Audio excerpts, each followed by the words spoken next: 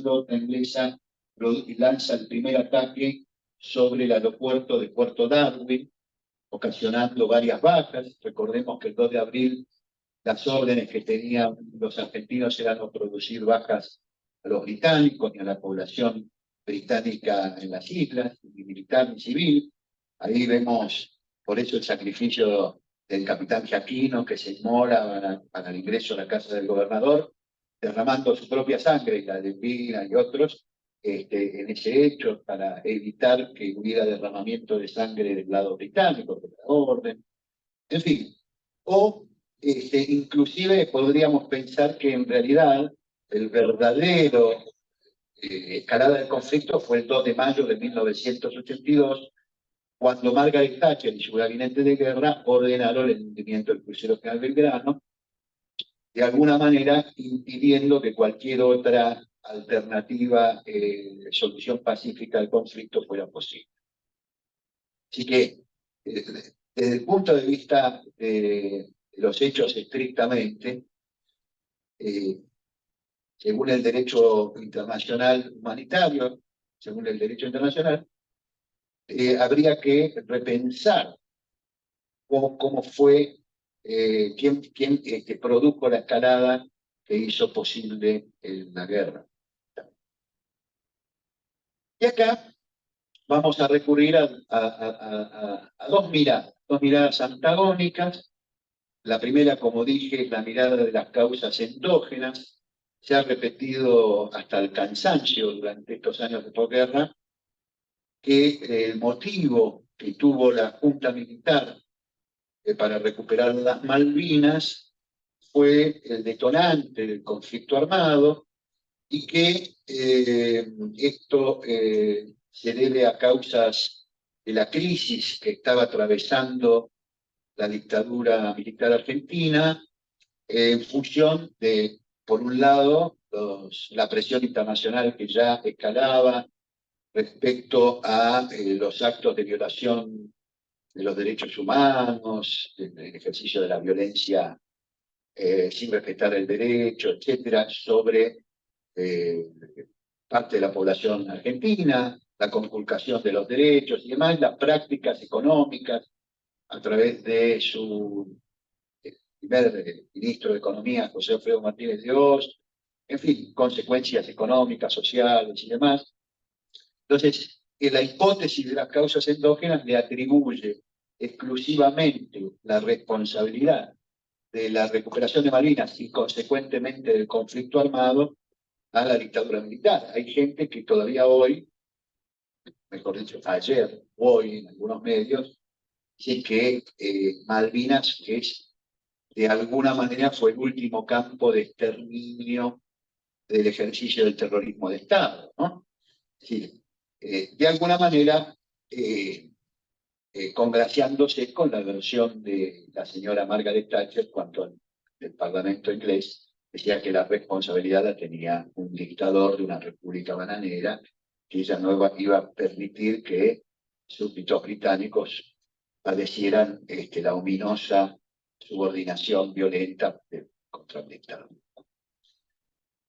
Aparece, mucho tiempo después de finalizar el conflicto, la revisión de esta teoría que fue el aspecto medular, central, de lo que se llama el proceso de desmalvinización en la Argentina, y aparece en un libro que es que está a la portada, de autoría de Mariano César Bartolomé, un polemólogo, un analista geopolítico internacional argentino, que en 1998 escribe El conflicto del Atlántico Sur, una perspectiva diferente, abriendo la interpretación de las causas exógenas. La hipótesis que elabora Mariano César Bartolomé tiene que ver con la idea de que Malvinas fue una guerra pensada, planificada, sobre todo por Estados Unidos, en el marco de la geopolítica internacional y en el marco de la Guerra Fría. Según Bartolomé, dice que hay un motivo principal por el cual las Malvinas fueron constituyéndose al final de la década del 70, a principios de los 80, en una región relevante geoestratégicamente en el marco del avance de la flota soviética, la posibilidad de establecer bases soviéticas las costas africanas, algunos países que habían declarado su independencia en África se ponen bajo la protección de la órbita del Pacto de Varsovia, realizado por la URSS, y eso constituye, según Bartolomé, una amenaza a la hegemonía sobre las líneas de control marítimas de la OTAN y de los Estados Unidos. Si uno comienza a revisar algunos papeles de la OTAN de fines de la década del 70, se comienza a elaborar la hipótesis de la necesidad de que la OTAN cuente como aliados a algunas potencias y que pueda ir estableciendo bases militares en el Atlántico Sur, es decir, ampliar su zona de influencia y de presencia, ¿no? La OTAN había sido pensada como una alianza defensiva de Europa, con la conducción, bajo la conducción de la potencia hegemónica emergente de la Segunda Guerra Mundial en los Estados Unidos de Norteamérica, pero empiezan a revisar esa doctrina y la necesidad de ampliar su posición en el Atlántico Sur, sobre todo para las líneas de control marítimas del recorrido de los buques petroleros. Es decir, la derrota, digamos, que va de norte a sur del Atlántico Norte, pasa por el Cuerno de África y va hasta el Golfo Pérsico, el Estrecho de Hormuz, y el acceso a la yugular del petróleo hace que Estados Unidos vaya revisando la doctrina y que piense en establecer bases militares en el Atlántico Sur. Según esta hipótesis de la guerra fabricada por Estados Unidos, sobre todo de las causas exógenas, se intenta también, y hay muchos documentos al respecto, la posibilidad de crear la Organización del Tratado del Atlántico Sur, la OTAN, como una especie de filial subordinada a la OTAN, es decir, subordinada a los Estados Unidos. Y en esta hipótesis se empiezan a revisar las distintas islas que la Alianza Occidental dispone en el Atlántico Meridional y en el Atlántico Sur para establecer una base militar. Y de todas las islas, Gough, Santa Elena, Ascension, Tristán da Cunha, etcétera, etcétera, Malvinas es la única que tiene las condiciones para establecer un puerto de gran porte y un aeropuerto de gran porte. El resto no tiene las mismas condiciones. Hay algunas que tienen posibilidades de establecer un gran puerto, pero no un aeropuerto. Otras pueden establecer un aeropuerto, pero no un puerto. Y la única que contiene esos elementos completamente y que están en una rápida proyección hacia el Cabo de Oro, digamos la ciudad de Cabo, perdón, en el sur de África, en el Cuerno de África, es las Malvinas. Y ahí es por lo tanto que se empieza a trabajar sobre esa hipótesis. En esa hipótesis se piensa que Argentina, Brasil, Chile y Sudáfrica podrían ser potencias subordinadas a esta estrategia norteamericana, pero documentos posteriores y analistas que han tenido acceso a los decisores en la OTAN descartaron que los países de la América del Sur, y especialmente la Argentina, pudieran ser aliados permanentes de la OTAN por sus propias historias, ¿no? Por su propio desarrollo histórico, y Estados Unidos habría confiado más en su aliado estratégico británico que en las potencias sudamericanas para poder establecer esta base militar. Esto no es un tema menor porque la relación británico-norteamericana había sufrido, sobre todo a partir del año 1956 con la crisis de Suez, algunas algunas disrupciones, digamos, ¿no? Recordemos que la crisis de Suez fue cuando el líder egipcio Kemal Abdel Nasser decide nacionalizar el canal de Suez, que estaba administrado sobre todo por Francia y por Gran Bretaña, que representaba un punto estratégico también en el acceso al Medio Oriente, al petróleo, y de alguna forma la invasión británico-francesa y del Estado de Israel al Sinaí produjo un cimbronazo y ahí la Unión Soviética y los Estados Unidos se pusieron de acuerdo para decir, no, acá ahora por lo menos Estados Unidos ratificó ahí por primera vez en la posguerra mundial, que era el verdadero patrón de Occidente y que ya no iba a aceptar que potencias de orden menor como Francia y Gran Bretaña se cortaran solas en el marco geopolítico.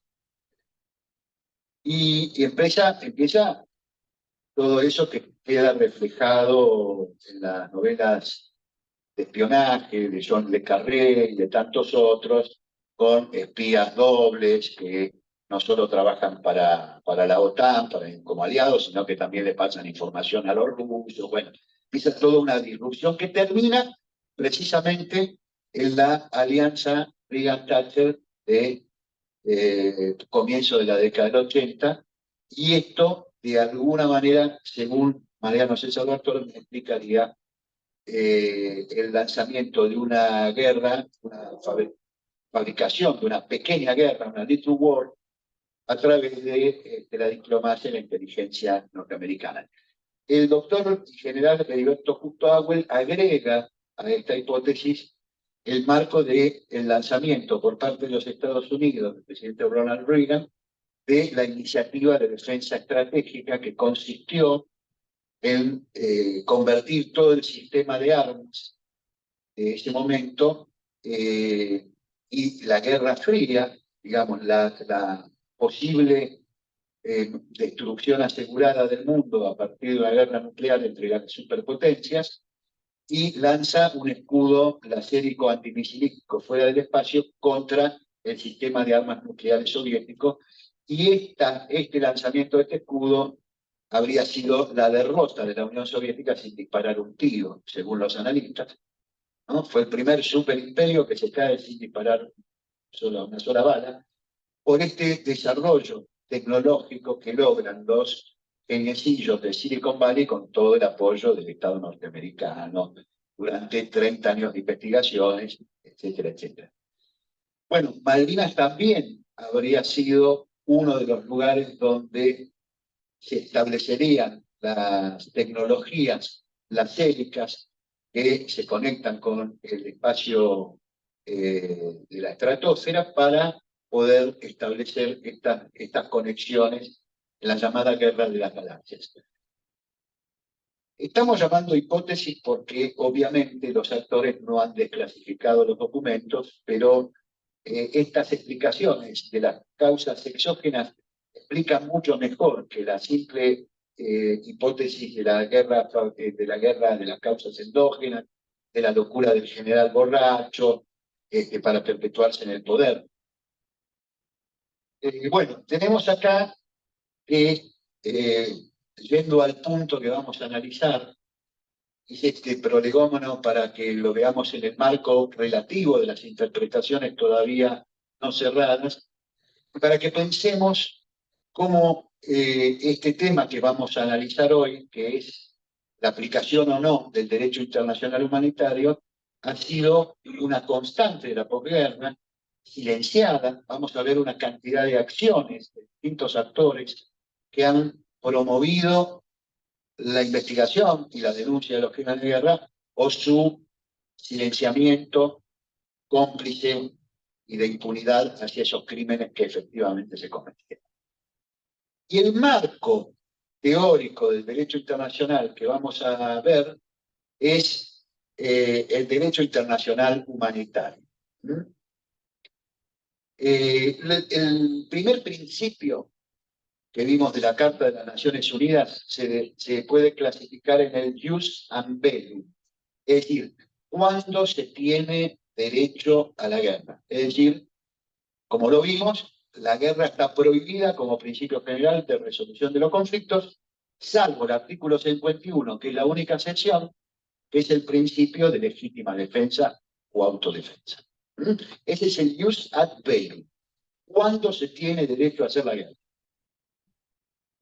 Y ahora vamos a ver en el derecho internacional humanitario el principio del jus in bello. Es decir, que una vez que la guerra se produce, ¿cuáles son las limitaciones desde el punto de vista del derecho internacional que existen? La idea en general, vulgar, que obviamente la gente no tiene por qué tener la obligación de entenderlo, porque es un campo específico del derecho internacional, la idea general es que la guerra y vale todo. La guerra es la guerra y vale todo. Ahora, si nos miramos realmente en los hechos armados, en la guerra evidentemente no vale todo. Por ejemplo, cuando Cuba, en la década del 60, principio de la década del 60, estableció los misiles rusos apuntando a los Estados Unidos de Norteamérica tenían la capacidad completa y absoluta de destruir todo el archipiélago de Cuba. Tenía la capacidad nuclear de hacerlo. Pero Estados Unidos no lo hizo. No lo hizo. Lo mismo en la guerra de Vietnam, donde evidentemente se trató de una derrota de los Estados Unidos de Norteamérica en Asia. Los Estados Unidos no utilizó el armamento nuclear para destruir a Vietnam. Utilizó napalm, utilizó armamento no permitido, practicó una violencia desatada, pero no utilizó el armamento nuclear. Entonces sí hay limitaciones al uso de la fuerza, que son por razones políticas internacionales y también son por razones políticas internas a cada uno de los países.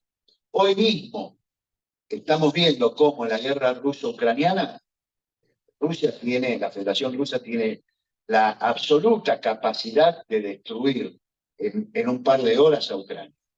Sin embargo, no lo hace, porque hay razones de orden político y de varias dimensiones más para que no lo haga. Bueno, y estas limitaciones al uso de la fuerza, también tienen un correlato desde el punto de vista jurídico. No significa que siempre se cumpla. En estos precisos momentos, el Estado de Israel está atacando a la Franja de Gaza con armamento y produciendo enormes actos violatorios del derecho internacional, que el propio secretario general de las Naciones Unidas, Antonio Guterres, está señalando, digamos, ¿no? Como un genocidio. Entonces, no siempre pero sí hay limitaciones desde el punto de vista del derecho internacional. ¿Y dónde están? ¿Cómo están conformadas esas limitaciones? Bueno, en un plexo que es fundamentalmente las convenciones de Ginebra, 1949, que tienen distintos protocolos, distintos cuerpos normativos. El convenio de Ginebra para aliviar la suerte que corren los heridos y los enfermos de las Fuerzas Armadas en campaña. El convenio de Ginebra para aliviar la suerte que corren los heridos, los enfermos y los náufragos de las Fuerzas Armadas en el mar, de 1949. Convenio de Ginebra relativo al trato debido a los prisioneros de guerra, 1949. Convenio de Ginebra relativo a la protección debida a las personas civiles en tiempos de guerra, de 1949.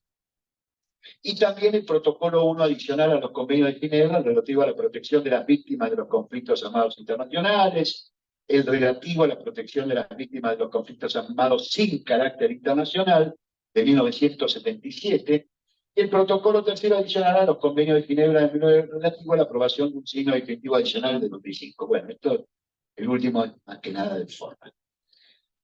Más o menos, ¿qué establecen en líneas generales? Es, si tengo un prisionero de guerra, a partir de que está fuera de combate y que es prisionero de guerra, es la responsabilidad de la potencia que lo toma prisionero, de su salud, de su integridad física, de su alimentación, de no practicar torturas, de no matarlo, de no dejarlo, de no agredir su dignidad como persona, etcétera, etcétera.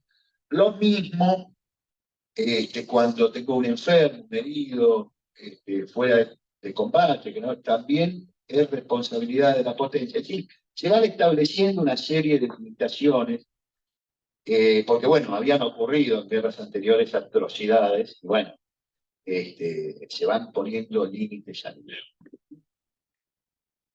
Y acá yo puse en rojo, destaco en rojo un principio que está contenido en el artículo 148, parágrafo 3, responsabilidad de las partes contratantes. ¿Qué dice? Ninguna parte contratante podrá exonerarse a sí misma, ni exonerar a otra parte contratante de las responsabilidades en que haya incurrido ella misma u otra parte contratante a causa de las infracciones previstas en el artículo anterior.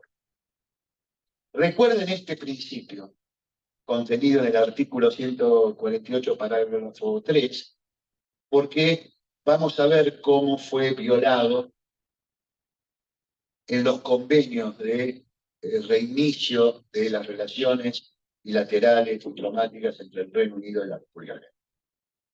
Recuérdenlo, si quieren, pues podemos volver a que la tecnología lo permite para recordar, pero recuerden, ninguna parte contratante podrá exonerarse ni exonerar a la otra parte contratante de las responsabilidades en que haya incurrido ella misma u otra parte contratante a causa de las infracciones previstas en el artículo anterior.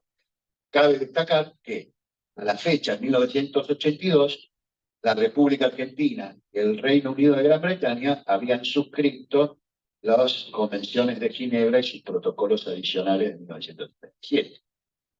No todos, porque hay algunas medidas, por ejemplo, de utilización de armamento no permitido, por ejemplo, las bombas belugas con que nosotros fuimos atacados en Malvinas.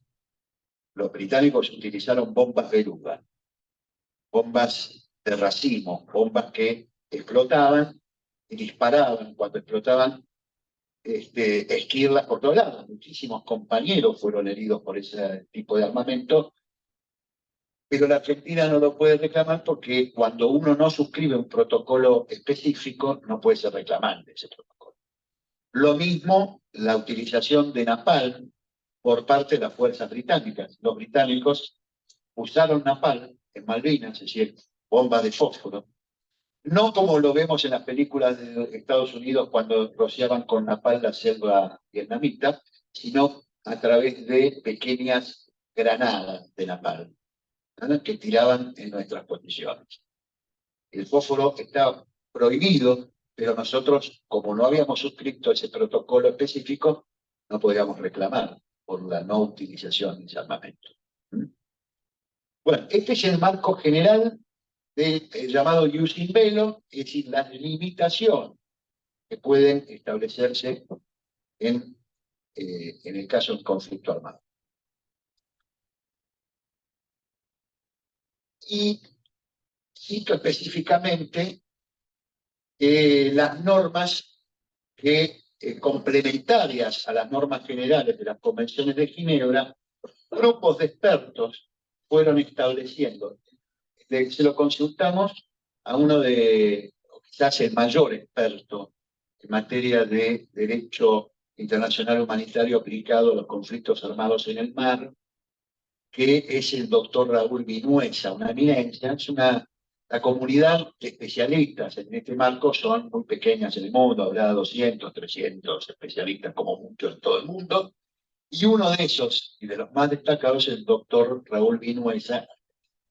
Nosotros, junto con los familiares de los caídos, cuando analizábamos el hecho que vamos a analizar específicamente, el hundimiento del crucero General Belgrano, lo consultamos y él nos envió un informe, que a mí no se ve bien, hay una página amarillenta, pero fue de alguna manera la respuesta escrita que el doctor Raúl Vinuesa nos dio ante la consulta si podía considerarse un acto criminal el hundimiento del crucero General Belgrano, respondiéndonos afirmativamente y dándonos los fundamentos jurídicos desde el punto de vista del derecho internacional aplicable a los conflictos armados en el mundo. Y ahí nos citaba, vamos para atrás, nos citaba Raúl Vinuesa dos textos fundamentales que los grupos de expertos, este pequeño grupo de expertos del derecho internacional han redactado. Fíjense, el manual de Oxford sobre el derecho de la guerra naval y del Instituto de Derecho Internacional del año 1913. Fijémonos dónde está situado. Oxford. Queda en Italia, ¿no? Queda en Asia, en África, no, Oxford, en el Reino Unido de Gran Bretaña. ¿Por qué?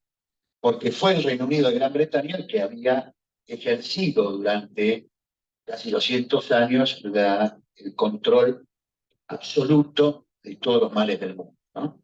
Cuenta la anécdota que cuando iban a hacer negocios los ingleses, ahí por el mundo, se sentaba con los nativos y decía, bueno, ustedes ponen esto, ponen los muelles, ponen los barcos, ponen la tierra, ponen los ríos.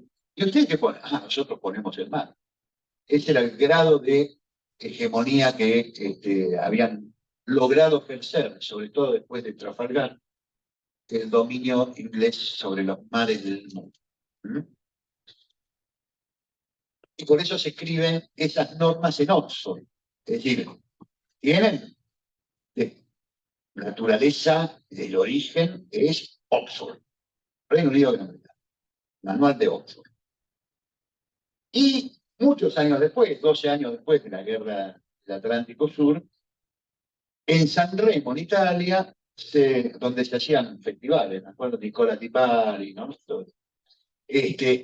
En San Remo se reúnen también un grupo de expertos, estos 200 y pico de expertos, ligados por el mundo, para actualizar el derecho internacional aplicable a los conflictos armados en el mar, que no es exactamente una doctrina adoptada por las Naciones Unidas, pero de alguna manera sus normas, sus observaciones, son de alguna manera un derecho consuetudinario, constituyen normas que el sistema internacional va adoptando como aplicables. Ahora sí. Y acá vamos al caso. El caso que principalmente queremos discutir. ¿Fue el hundimiento del crucero Ara General Belgrano un acto de guerra o un crimen de guerra? Recuerdo que en el hundimiento del crucero Ara General Belgrano murieron 323 argentinos, más de la mitad del total de los caídos en el conflicto armado, si tenemos en cuenta que 17 murieron en el continente, 632 en todas las operaciones bélicas, estrictamente, en Malvinas, en el aire o en el mar. Combates aeronavales o en el mar. O sea que los 323 es más de la mitad de los 632. Es decir, en un solo acto mueren más de la mitad de los argentinos caídos por la defensa y la recuperación de la soberanía argentina de Malvinas, Georgia, San Pedro. Y acá vemos, ¿no? Este es un análisis que hace el doctor Pablo Baccaro, que es uno de los abogados que nos asistió durante muchos años, asistió a los familiares de los caídos durante muchos años de manera honoraria. Y el doctor Pablo Baccaro es autor de un libro que ustedes pueden encontrar en forma gratuita y leer, se llama Fuego 612. Lo van a encontrar en la página web de la Universidad Nacional de Lanús, van a observatorios, van a publicaciones, y van a poderse bajar gratuitamente el libro del doctor Pablo Baccaro, Fuego 612, que analiza y desmenuza las distintas y contradictorias explicaciones que intentó el Reino Unido de Gran Bretaña para justificar el hundimiento, que fueron variando en el tiempo y que fueron desarmándose, creo que...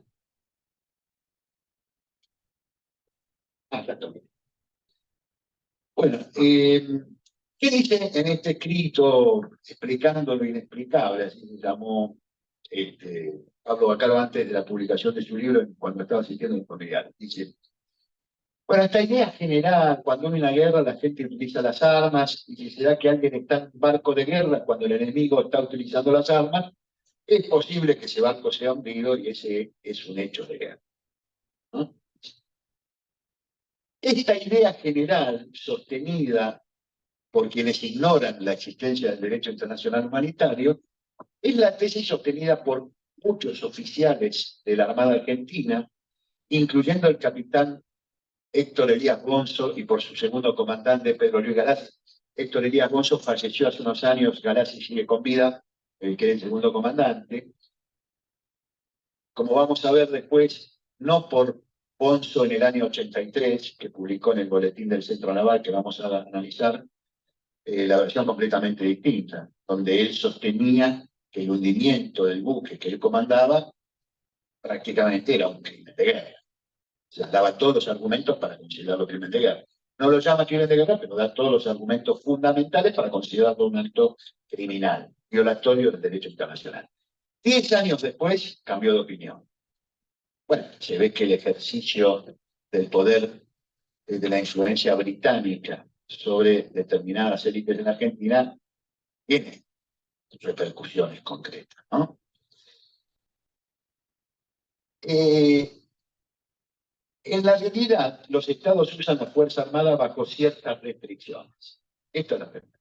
La gente llega a ver lo brutal del uso de la Fuerza Armada, pero no llega a ver a veces cómo funcionan ciertas restricciones a la Fuerza Armada. Para poner un ejemplo absolutamente grosero, en Vietnam, como decía antes, los Estados Unidos no pulverizó al país con una bomba atómica, lo que estaban en condiciones militares de hacer. Existen restricciones, y no solo jurídicas, sino políticas, de la misma política interna, las mismas garantías que el Estado quiere tener frente a la conducta de otros Estados. Existe una serie de condicionantes en el uso de la Fuerza Armada, y esos condicionantes van siendo recogidos por un derecho que, aunque a la gente le parezca que no, tiende a aplicarse en términos generales y tiende a sancionarse cuando es violado. ¿Cuáles son las limitaciones al uso de la fuerza? Y acá vemos dos principios, el de necesidad y el de proporcionalidad del uso de la fuerza. Vamos a dar un ejemplo grosero. Yo voy por la calle, pasa otro muchacho y me golpea el hombro. Yo no me doy vuelta y saco una Magnum 44 y le vacío el cargador. Puede ocurrir que al final de todo eso ocurra un acto de violencia así, pero debe haber una escalada. Debe haber, digo, ¿qué te pasa, Gil? El otro me insulta, yo le pego una cachetada, él me pega una trompada, yo saco un cuchillo, él saca un revólver, yo saco otro revólver y ahí ocurre la muerte. Hay una escalada, entonces, hay una proporción de la violencia y una escalada que hace que de alguna manera en el derecho interno uno pueda decir, bueno, legítima defensa o no, ¿no? Ahora vamos al hecho. Gran Bretaña fue protagonista principal de la redacción de la resolución 502. Evidentemente, la diplomacia británica actuó con mucha celeridad y gran parte de lo redactado en la resolución 502 es la versión inglesa. Ahora, esa redacción la comprometía al respeto del derecho internacional, no la eximía. La resolución 502 no le dice a Gran Bretaña, tiene vía libre, luz verde para hacer lo que usted quiera, tire una bomba atómica en la Argentina, no. Lo hace en el marco del derecho internacional. Aunque autorice el envío de la flota, dice que la fuerza la tiene que usar de acuerdo a determinadas normas internacionales, también internas, que se correlacionan con las normas internacionales. Por ejemplo, cada vez que la fuerza británica actúa, la de Estados Unidos y la de otros países, en el derecho anglosajón y en la aplicación de esas normas existe lo que llaman normas de empeñamiento. Rules of Engagement. Eso es el término que se aplica. Entonces, ¿cómo se manifestó las reglas de empeñamiento de la Armada? Bueno, fue decisión lateral de las autoridades británicas comunicar a la contraparte, a la Argentina, luego comunicar a la Organización de las Naciones Unidas, por ejemplo, con la determinación de una zona de exclusión militar, ¿no? De 200 millas alrededor de las Islas Malvinas. Cuando Gran Bretaña unilateralmente declaró esta zona en función de la resolución 502, dijo, todo buque, todo avión, toda persona que ingrese en esas 200 millas será plausible de ataque. Y obviamente le indicó a su flota de mar, a sus aviones, a toda su task force, le dijo, bueno, estas son las reglas de empeñamiento. Todo lo que ingrese acá es plausible de ataque. Todo lo que no, no. Ahí. ¿No? Entonces, ese concepto general de la guerra a la guerra, o si el barco era de guerra estuvo bien hundido, jamás fue sostenido por Inglaterra. Jamás. Jamás Gran Bretaña dijo, puedo atacar a cualquier buque. Jamás. Jamás. Jamás sostuvo lo que los propios oficiales navales de la República Argentina y muchos otros empleados de Su Majestad Británica sostuvieron. Jamás Gran Bretaña dijo, pude haber hecho lo que se me ocurría. Jamás. Jamás fue sostenido este criterio. La autodefensa es un concepto general, un concepto vago, un concepto abstracto. ¿Puede justificar cualquier acto? No. Es un concepto que establece limitaciones al uso de la fuerza según los principios de necesidad y proporcionalidad.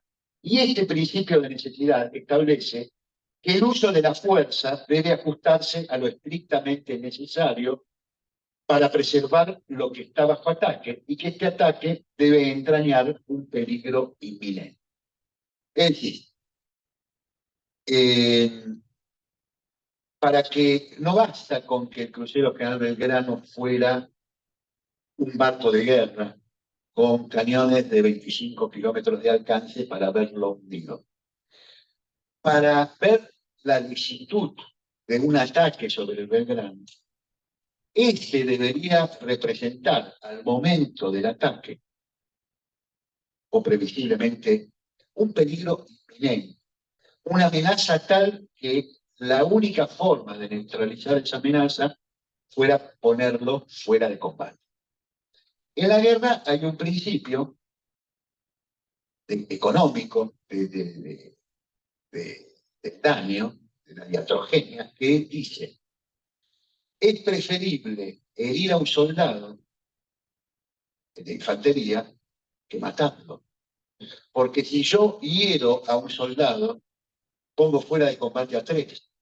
Porque inmediatamente la naturaleza de los compañeros dicen, vamos, mi compañero está herido, vamos a cargarlo. Realmente un herido no puede ser cargado por una sola persona porque pesa mucho, un peso muerto, un herido. Realmente son 2 compañeros que van a asistir al herido, con lo cual dejo fuera de combate a 3. Desde el principio de economía de fuerzas, es más conveniente herirlo que matarlo. Lo mismo pasa con las unidades navales. Si yo ataco a un buque y lo hiero, lo dejo fuera de combate, y los náufragos, los daños y demás, 1 o 2 buques van a tener que asistirlo, que era el caso del Cuchar y el Piedra Buena, el caso del Crucero General Belgrano. Entonces era más redituable desde el punto de vista del combate dejarlo fuera de combate que hundirlo. Ahora, el Belgrano cuando fue atacado, estaba navegando a una velocidad de alrededor de 11 nudos, regresando a su base. Hacía un día, más de un día, que le habían dado la orden de volverse a su base, con un alcance de sus armas estimado por los especialistas en realidad 25 kilómetros. Los cañones de Belgrano tenían un alcance de 25 kilómetros, lo cual no era menor en una confrontación que podría haber estado, por ejemplo, si el Belgrano hubiera estado en el estrecho San Carlos, hubiera alcanzado a la posición de la flota inglesa. No estaba ahí. La distancia a la que estaba el general Belgrano de la Fuerza de Tarea Británica era alrededor de 400 millas, ¿no? Es decir, 643,7 kilómetros de la flota británica. Es decir, 400 millas igual 643 kilómetros. Si el Belgrano tenía una capacidad de disparo de 25 kilómetros, evidentemente no representaba en ese momento ninguna amenaza para ningún buque de la flota de Su Majestad Británica. Y la distancia que estaba de las unidades enemigas más próximas, excluimos al submarino Conqueror, ya que el buque argentino, el general Belgrano, no tenía capacidad de guerra antisubmarina. O sea, no se cuenta el Conqueror. El buque más próximo de superficie, que era el que tenía capacidad del Belgrano de combatir, no estaba en condiciones de desarrollar guerra, era de unas 240 millas, o sea, el buque inglés más próximo, 386,24 kilómetros. Volvemos a ver que no representaba al Belgrano ninguna amenaza inminente para ser considerado blanco distinto. Al producirse el hundimiento fuera del teatro de operaciones, la única justificación posible para los británicos de atacar el Belgrano, en los términos del artículo 51, es decir, de legítima defensa, era el peligro inminente, y eso es imposible demostrar porque no existió tal peligro inminente representado por una nave que tenía esa velocidad, con esa dirección, con ese alcance, y que estaba a esa distancia de la flota enemiga. Para entender la decisión de hundir al Belgrano,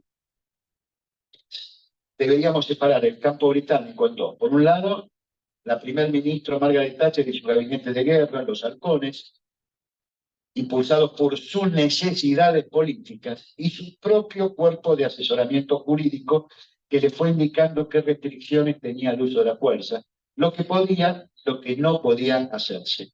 El resultado fue la supremacía de las necesidades políticas por sobre el derecho. Los británicos tienen una práctica en tiempos de paz y en tiempos de guerra que es el gabinete en las sombras. Y cuando se produce una guerra también tiene un gabinete de guerra en las sombras. Este gabinete de guerra es, uno hace de primer ministro, el otro hace de ministro de defensa, el otro hace de canciller, el otro hace, ¿no?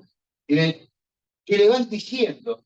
En este caso también estaba la Fiscalía General de la Corona. El ordenamiento inglés no tienen como nosotros tribunales de alzada, cámaras, ¿no?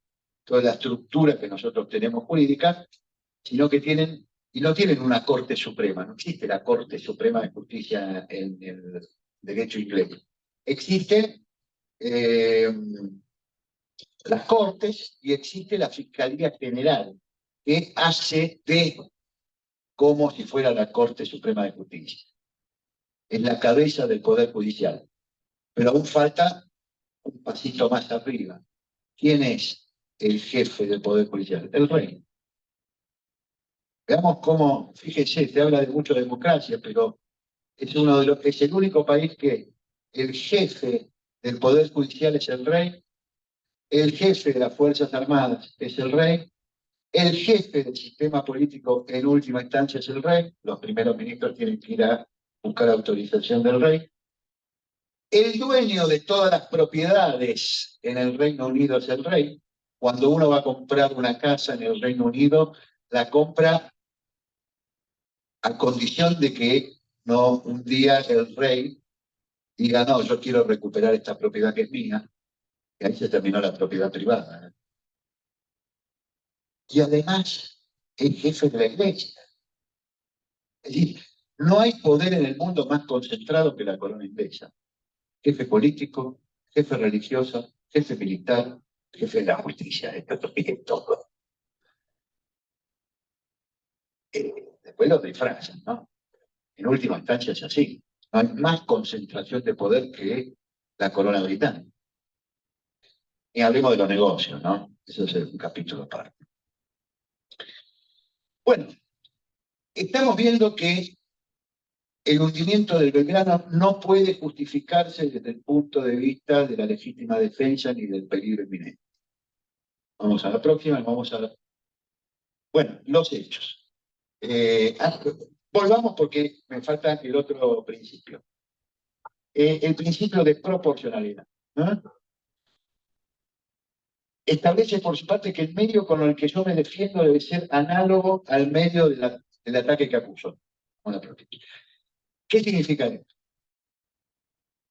El submarino de propulsión nuclear con HMS, Her Majesty Service, eso quiere decir HMS, así como nosotros tenemos a la Armada de la República Argentina, ellos tienen HMS, todos los buques de la flota oficial británica es HMS.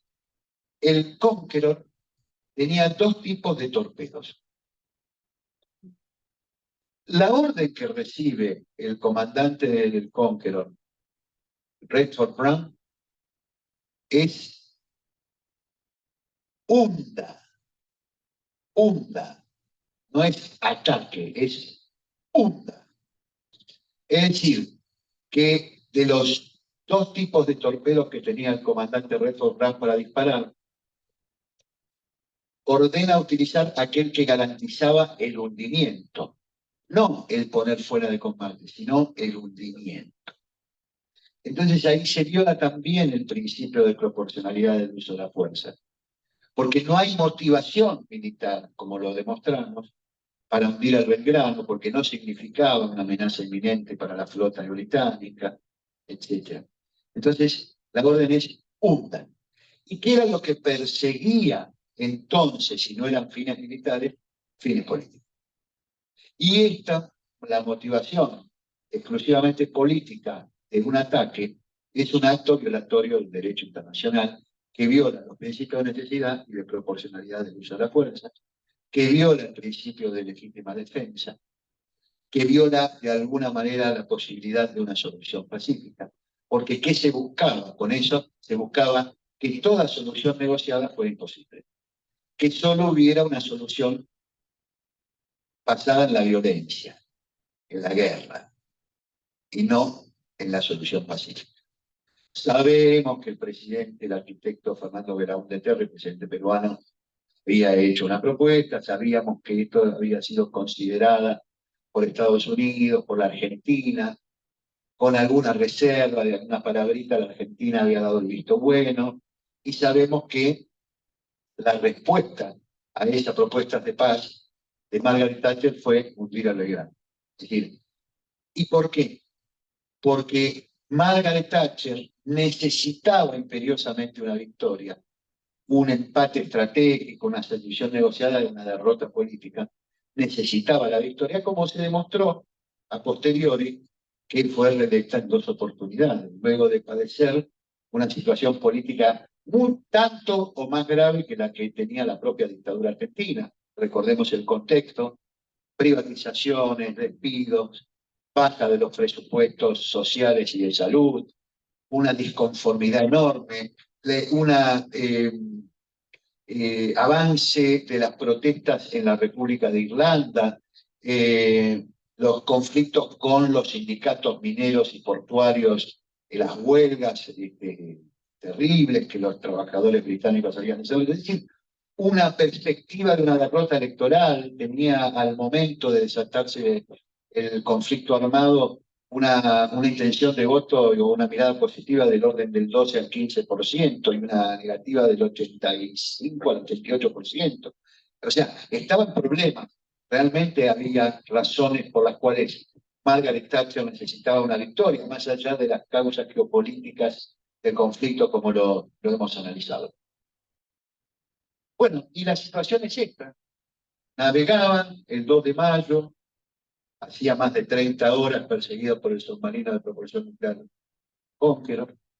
La gente a bordo del buque estaba un poco relajada porque estaban volviendo a su base, las compuertas del buque estaban abiertas, lo que generó que al momento del impacto el ingreso de agua y el hundimiento fuera mucho más veloz.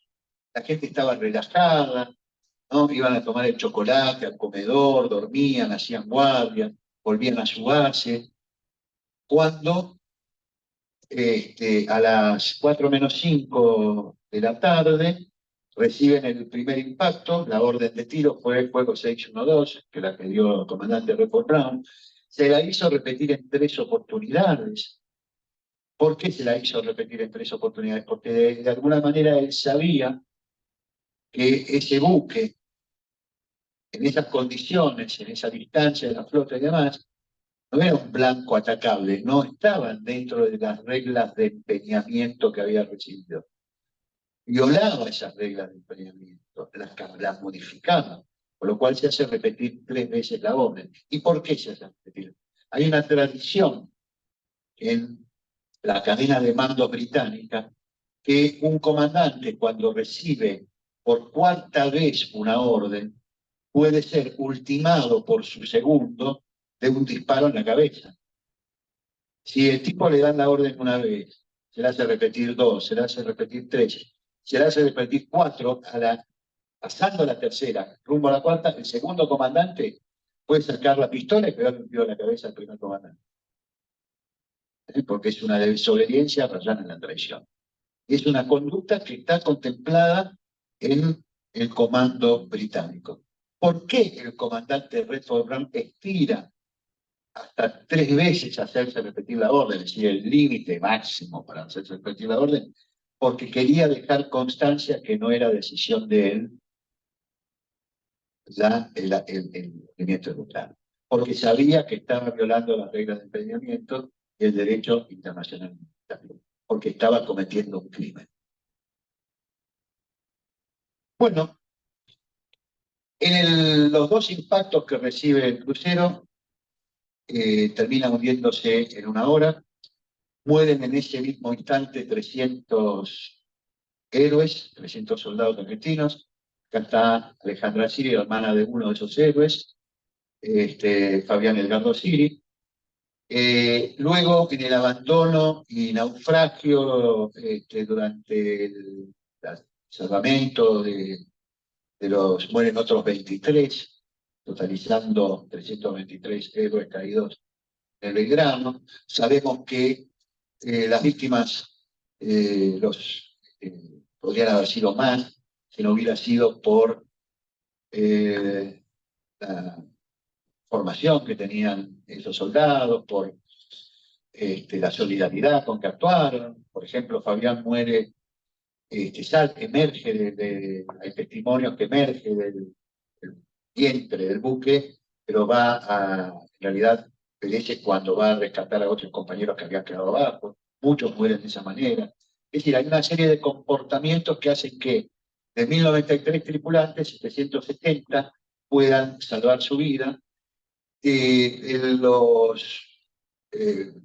buques escoltas, el Cuchar y el Piedrabuena, no reciben la orden de irse en vez de rescatar a los náufragos. Tema muy cuestionado por muchos de los sobrevivientes. ¿Por qué, si eran los buques más próximos, se retiran del territorio donde estaban produciéndose el naufragio? Lo que hubiera evitado más muertes y sufrimientos innecesarios y toda esa situación que milagrosamente pudieron salvar la vida de 770 y que tuvieron otras 30 horas, o 24 o 30 horas de naufragio, llevadas digamos, las balsas iban rumbo a la Antártida, se los estaban llevando el Atlántico Sur, con frío de 20 grados bajo cero, con un mar realmente terrible en el Atlántico Sur, con olas de 5, 10, 15 metros de altura, en fin. Bueno, todo eso podría haberse evitado, pero bueno, lamentablemente los buques recibieron la orden de marcharse, ¿no?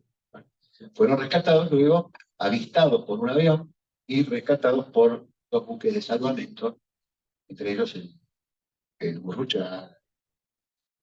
Bueno, acá no se puede ver absolutamente nada, pero acá yo puse el boletín del Centro Naval, va a quedar a disposición de cada uno de ustedes, si así lo quieren, se lo podemos enviar.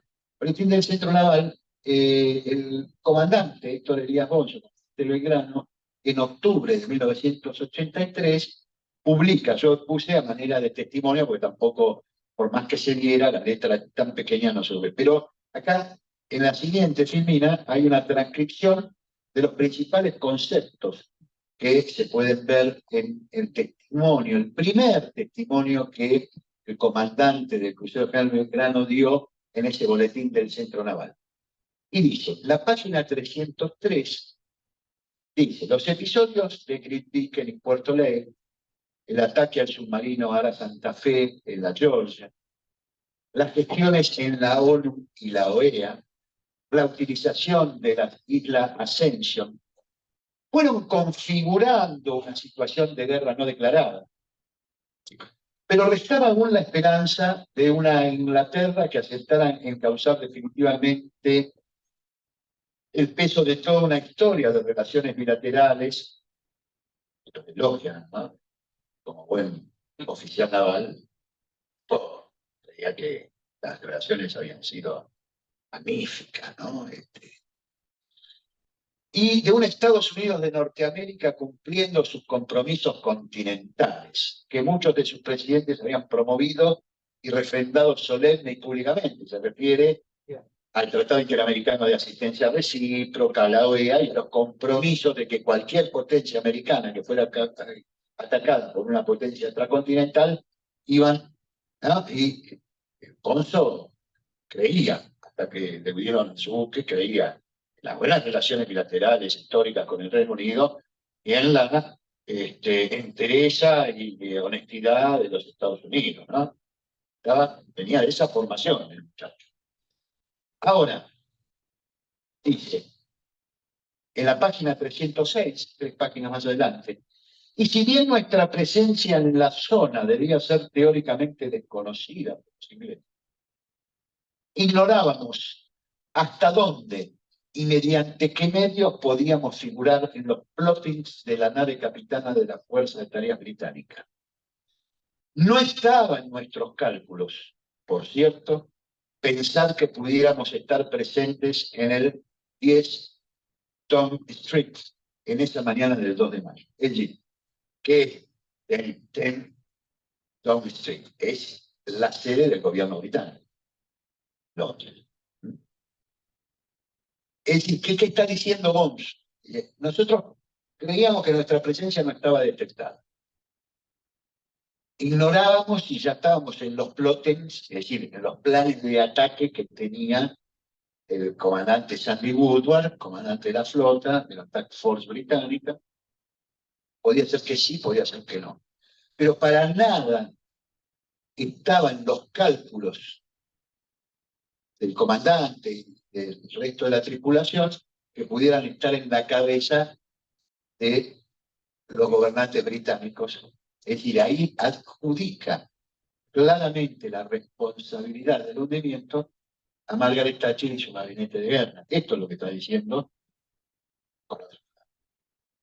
Y en la página 319 dice, estoy convencido de que frente a una naturaleza marcadamente hostil, como la que efectivamente sobrellevamos, el número de víctimas previsible debió ser mucho mayor. Si ello dejó de ocurrir, es decir, si se salvaron 770 de 1093, no fue ciertamente por la gracia de la corona británica, como alguien llegó a decir, sino a pesar de ella, y debido al coraje y de la disciplina de nuestros marinos. ¿Qué está diciendo Bonzo en este párrafo? Dice, no nos salvamos 770 porque los británicos hubieran respetado el derecho de guerra, de los náufragos y todo eso que está en el derecho internacional, sino a pesar de eso. Es decir, a pesar quiere decir que lo que se buscaba eran más muertes, más víctimas del ataque. Esto está diciendo, ¿no? Es decir, que hay ahí una perfidia, una búsqueda de causar tantas víctimas como fuera posible. Esto está diciendo el 83. Pues se desdeciría, se contradeciría y diría lo contrario 10 años después. Pero en ese momento, en ese documento, lo dice así. Y dice en la página, en la misma página, dice, hacía 36 horas que los ingleses habían iniciado sus ataques a Puerto Argentino. Y entonces, en un acto que se constató político por excelencia, se provocó el hundimiento del crucero a la General Belgrano. Lo saben también como yo el comandante de las Fuerzas de Tareas Británicas y el comandante del Conqueror, que la Orden de Londres prevaleció sobre cualquier consideración militar al respecto. De no haber sido así, algún marino inglés estaría siendo juzgado por una corte marcial. Clarito, falta que ponga un crimen de guerra. Porque la razón por la cual no se puede atacar cualquier objetivo del enemigo, no puede estar, tiene que estar basada en peligro inminente, situación militar, de amenaza inminente de la propia fuerza. No puede nunca estar fundada en razones de naturaleza política, porque se incurre en una violación del derecho internacional, en un crimen contra la paz, en un crimen de guerra. Lo dice claramente el comandante Bond, aunque después, 10 años después, diga todo lo contrario, que fue un acto de guerra, que si él hubiera estado como comandante del Conqueror de la Fuerza de Tarea Británica hubiera hecho lo mismo, porque la guerra es la guerra. Pero acá lo dice clarito. ¿Quiénes fueron los primeros que denunciaron el tema? Fueron los argentinos, revanchistas, por rencores. Fueron los británicos. Acá yo elegí tres publicaciones que tienen los británicos. Y comenzó en el mismo momento del hundimiento, liderado por un diputado inglés llamado Tom Daley, decían Maverick, por aquella serie famosa que había habido en la década del 70 sobre el personaje Maverick, justiciero, un investigador. Bueno, Tom Daley, diputado laborista, y otros diputados acusaron a Margaret Thatcher de crimen de guerra. Y lo primero que escribe Tom Daley es de Thatcher Torpedo, el torpedo de la Thatcher, donde analiza el ataque, donde denuncia que es un acto criminal, ¿no? Luego se conformará un grupo que se llamará Belgrano Action Group, que se constituye en el 1982 y dura hasta 1986. Publican un libro que se llama The Unnecessary War, la guerra innecesaria, y ahí dicen, no era necesaria la guerra para resolver el conflicto. Thatcher lleva la guerra por sus necesidades políticas. Eso que las élites argentinas le imputan a Galtieri, al general Galtieri y a la Junta Militar, en realidad los ingleses lo ponen sobre la necesidad política de Thatcher, y analizan por qué y cuentan por qué. Y tratan infructuosamente, por la victoria de las armas británicas, de interpelar y acusar a Margaret Thatcher en el Parlamento. No lo logran.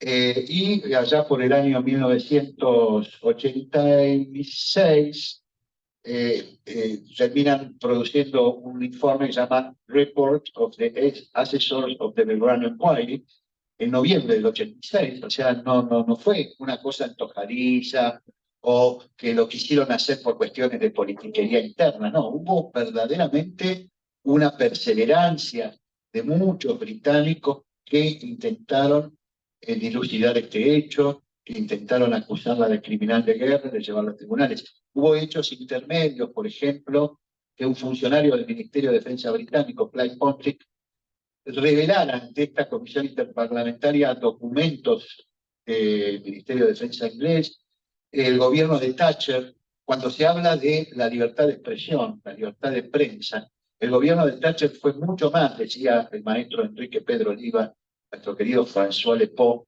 nuestro hombre de la resistencia peronista, decía que cubrió la guerra desde Londres, ¿no?, siguiendo todos los medios de prensa, decía que el pueblo inglés durante el conflicto armado no hizo ninguna manifestación ante Argentina, pero sí hubo muchas movilizaciones contra la primer ministro Margaret Thatcher. Nuestro enemigo no es el pueblo inglés. La principal manifestación en el mundo contra la invasión a Irak, en la tormenta del desierto, esa operación de devastación de Irak por parte de Estados Unidos y sus aliados depredadores del petróleo de aquí, ¿saben dónde fue? En Londres, 4 millones de personas. La promesa del gran político socialdemócrata Tony Blair se hundió cuando fue de seguidillas de George W. Bush, el presidente norteamericano. ¿Y quién lo mató? El pueblo inglés. El pueblo inglés le bajó el pulgar.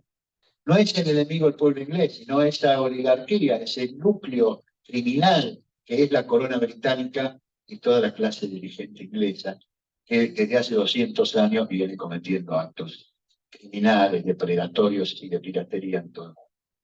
Acá tenemos una muestra. Como dice el refrán, para muestra basta un botón. Bueno, el hundimiento de Belgrano es la muestra de que el verdadero crimen fue la guerra que Gran Bretaña y Estados Unidos nos hicieron en 1982 para someternos, para quebrarnos la voluntad de los argentinos y luego la desmovilización y la mentira.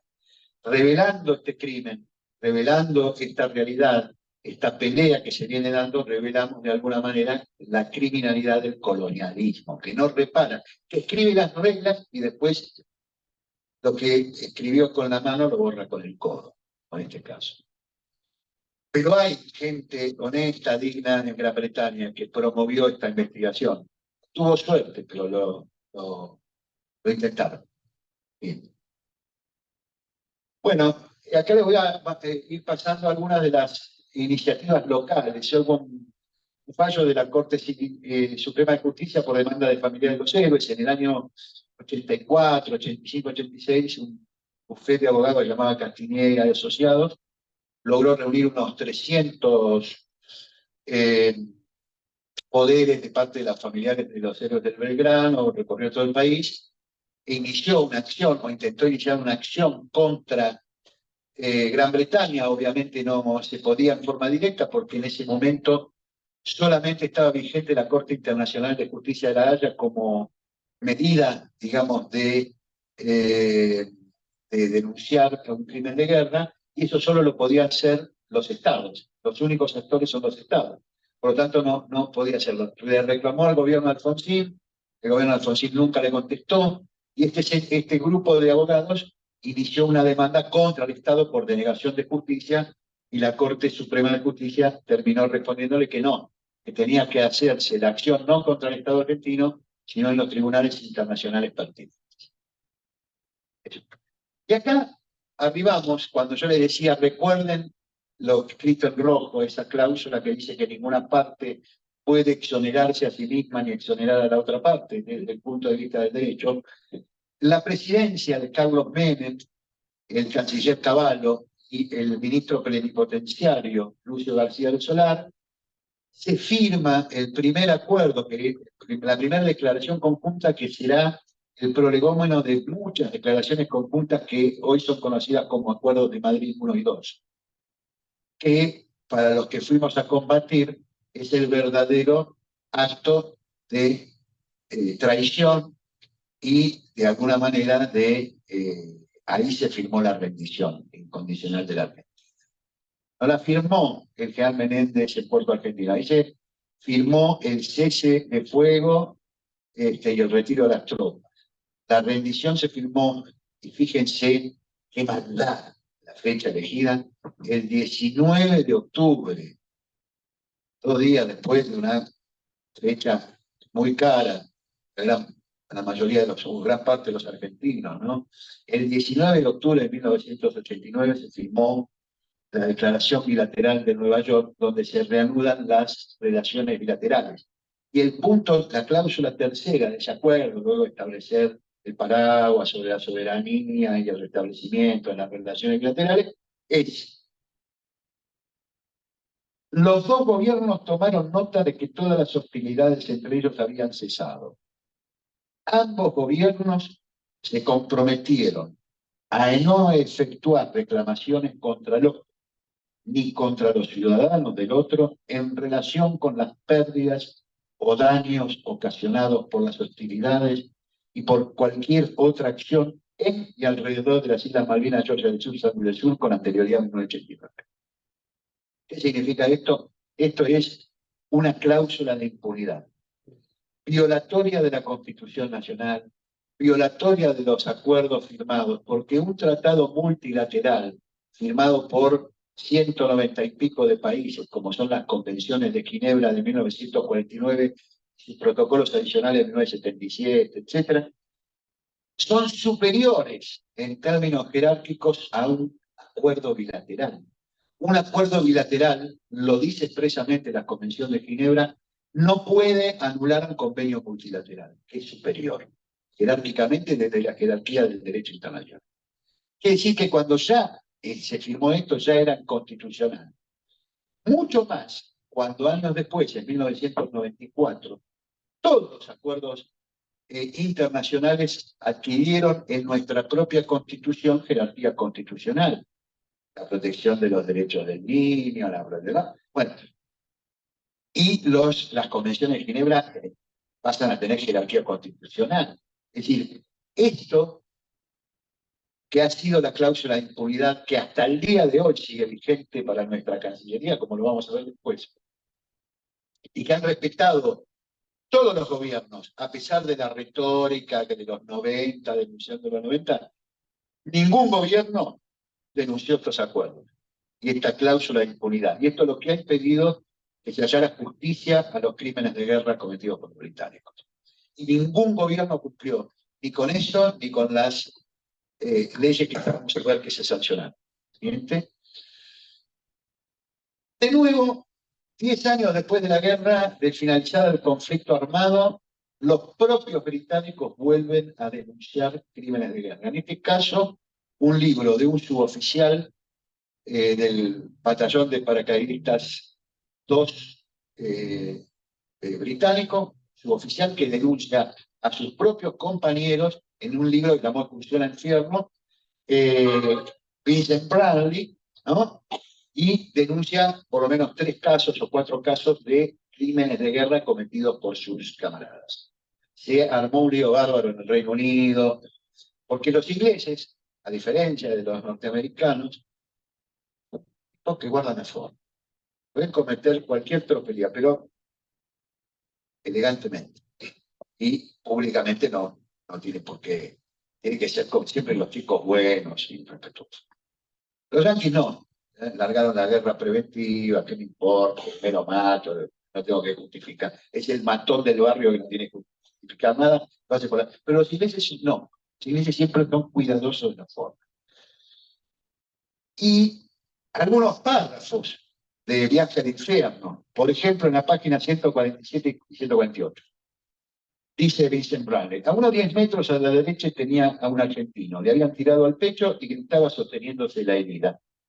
Un tipo de la compañía B atravesó el claro y le clavó la bayoneta. A los gritos, el argentino trató de quitársela antes de morir. Nuestro soldado le decía: no grites más, hijo de puta. El enemigo murió en el instante mismo en que le quitaron la bayoneta. Nuestro soldado volvió a su lugar como si nada hubiera pasado. Esto constituyó un homicidio de un herido en combate. El tipo estaba fuera de combate, pedía solamente ayuda, estaba desarmado, y lo único que recibió fue un bayonetazo que lo mató. En la página 144 y 145 dice Vincent Bradley: estaba el sargento, cerca del sargento Pettinger. Lo seguí, atrás venía Tomo y Johnny. Antes de seguir, el sargento esperó a que yo terminara de pasar por el hueco. Apenas dimos 4 o 5 pasos. Una mano salió de entre las rocas y me agarró del tobillo y los pantalones. Inmediatamente el sargento retrocedió hasta donde yo estaba. Miramos al suelo y era un Archie herido. Me miraba fijo, tal vez suplicando presa de dolor. Apártese, me gritó el sargento Pettinger. Quise apartarme, pero el soldado me sujetó con más fuerza. Corrí un poco el cuerpo y el sargento le pegó 2 tiros en la cabeza. La cabeza de Narcis se sacudió con el impacto de los proyectiles. Homicidio de herido en combate. Es la figura. Y en la página 169, vamos a parar acá porque no es cuestión, digamos, de apretar más la herida, ¿no? De pronto se escuchó un grito desgarrador. Mamá, mamá. Después un disparo. Vimos a un argentino cayendo barranca abajo. El oficial al mando se levantó de un salto cuando oyó más gritos y vio como un soldado moría de un tiro en la cabeza.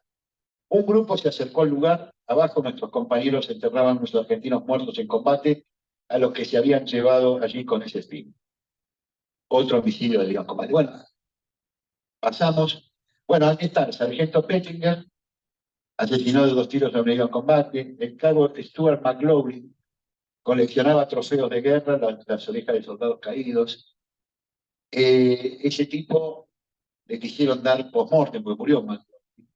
Le quisieron dar post-mortem la condecoración, el valor en combate en Londres y no se lo pudieron dar porque le encontraron la colección de orejas, o sea, no podía dárselo con ese deshonor. Y ahí la criminal principal de todo, que es Margaret Thatcher, quien dio la orden y le cruzó a Belgrano y su gabinete de guerra, no sus cómplices necesarios. Bueno, un episodio que hicieron los británicos cuando Vincent Branley publicó este libro, hicieron la farsa de una investigación y mandaron a su policía federal, Scotland Yard. La Fiscalía General de la Corona instruyó una causa, mandó a Scotland Yard, vivo, ¿no? Como si fuera que en un barrio de Londres ocurrió un homicidio y mandan a la policía. Bueno, como si nosotros mandáramos también a las Malvinas a la Policía Federal. Bueno, mandan, obviamente, el gobierno de Menem, obviamente, canciller Guido Di Tella, que ocupó casi durante la mayor parte del mandato de Menem en la Cancillería, y Di Tella, que había vivido en Londres, y que conocía mejor las calles de la capital británica que el partido de la Matanza, del que había sido diputado, ¿no? Que él había sido diputado en la época de Perón como un joven diputado por la provincia de Buenos Aires, a la que desconocía absolutamente.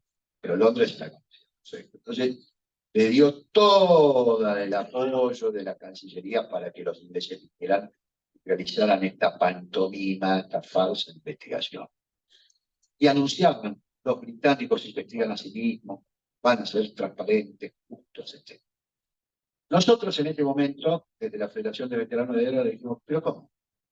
Cada mes le dijimos al presidente, presidente, los ingleses asesinaron a compañeros nuestros, hacen una investigación y nosotros que pusimos la víctima, no los victimarios, nos vamos a investigar. Entonces le pedimos la creación de una comisión investigadora. Y el presidente dijo, sí, sí, investiguen. Y se creó una comisión investigadora en el Ministerio de Defensa. Y recibimos a Scotland Yard. Ahí hay un documento que tiene de la Embajada Británica con la convocatoria a comparecer a muchos argentinos. La próxima. Y acá es cuando recibimos a Scotland Yard, este es el Clarín, ¿no? Una publicación en Clarín. Cuando los recibimos desde la Federación de Veteranos de Guerra, los tipos querían una reunión secreta y demás, para explicarnos cómo ellos tenían una justicia independiente. Los esperamos, dijeron, vengan a la embajada. No, no, de ninguna manera, nosotros no vamos a ninguna embajada, vengan a nuestra sede. No, pero queremos confidencialidad. Sí, sí, le garantizamos confidencialidad. Obviamente convocamos a toda la prensa del país. A los cuantos, a toda. Prensa gráfica, radio, canales de televisión, las revistas, gente, tanto, todo cual. Cuando llegaron, los hicimos entrar sigilosamente para que estuvieran a la salida. Y por supuesto los grabamos. Juan de enero, ¿no? Grabamos toda la entrevista. Yo tenía uno de esos grabadorcitos chiquititos. Bueno. Y los tipos nos explicaban lo mucho que ellos eran independientes y demás. Dijimos, ¿pero qué vienen a investigar? No, nosotros venimos a investigar lo que denunció Vicente, pero hay muchos más hechos. El movimiento del Belgrano, los crímenes. No, no, no, nosotros nos tenemos que... Y entonces, ¿por qué declaran que van a investigar todos los hechos de guerra? No, bueno, está bien, ¿no? Bueno, terminó mal la reunión. En algún momento uno de los... No, el comisario que venía era Alex Peter Edwards, muy parecido a Boris Yeltsin, gordo, blanco, con la nariz roja, se ve que era bastante gordo. Y el que iba al lado de la embajada nos empezó, bueno, nosotros podríamos, ustedes cómo están acá, los veteranos de guerra en Argentina, maravillosamente bien, no se preocupe por nosotros, nuestro gobierno nos trata mal, mentira. Digo, Franco. Y nosotros también tenemos una justicia independiente, se decía mentiroso, que lo vale cuatro, ¿no? Bueno, la cuestión es que la reunión se pudrió todo mal y cuando abrimos las puertas estaba toda la prensa del país. Con eso, ¿qué pretendíamos hacer? No un show mediático, sino lo que pretendíamos era quebrar ese silencio, esa complicidad que generalmente los argentinos cipayos, anglófilos tienen con los británicos. No todo secretismo, todo... No, nosotros queríamos que la farsa se viera claramente. Y bueno, de hecho se tuvieron que ir fracasando en su maniobra, en su operación blanda de mostrar que ellos eran tipos justos y demás. Y nosotros avanzamos en la comisión investigadora que se creó en el Ministerio de Defensa.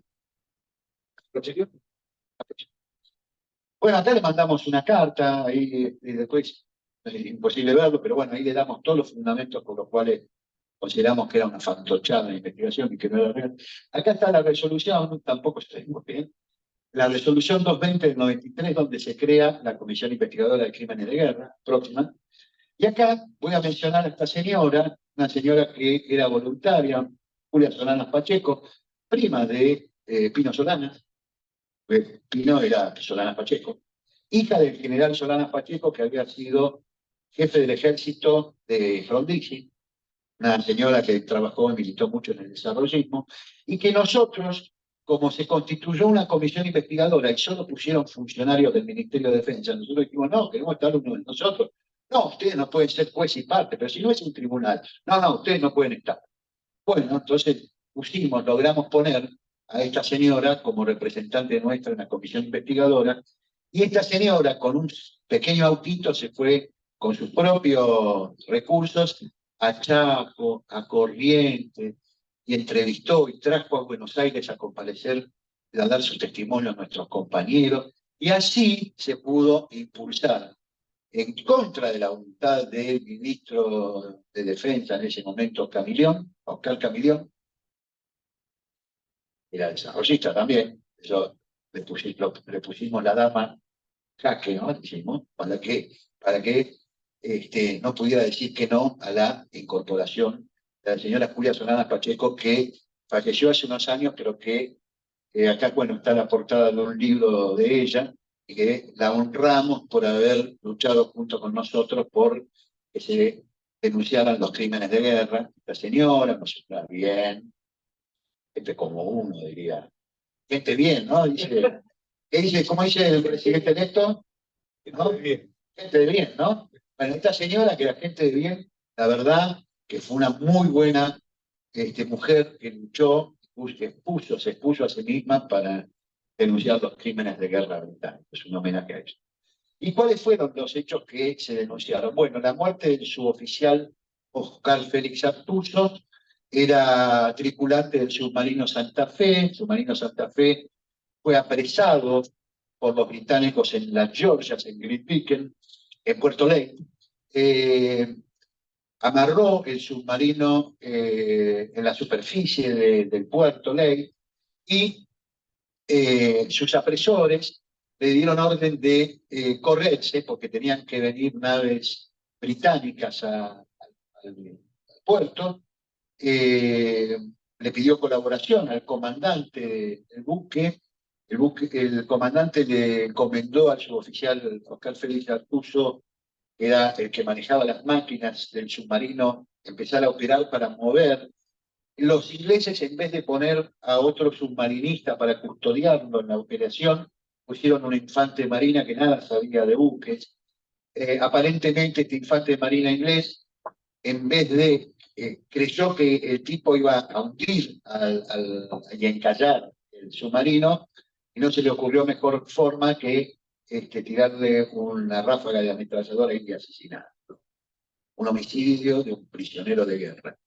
Oscar Félix Altuso recién el año pasado recibió la visita de sus hijos en las Islas Georgias, 40 años después, una ceremonia muy emotiva, es el único que está enterrado en las Georgias y no había podido sus hijos honrarlo, pero es un crimen de guerra todavía pendiente. Esto, la próxima, vamos a ir repasando. El muchacho que está ahí es Oscar Carrillo, un suboficial del ejército argentino, cabo del ejército del regimiento 7 de infantería, habiendo sido tomado prisionero, se lo desarmó, se le dejó el casco puesto, pero se le quitaron las armas y se le pegó un tiro en la cabeza.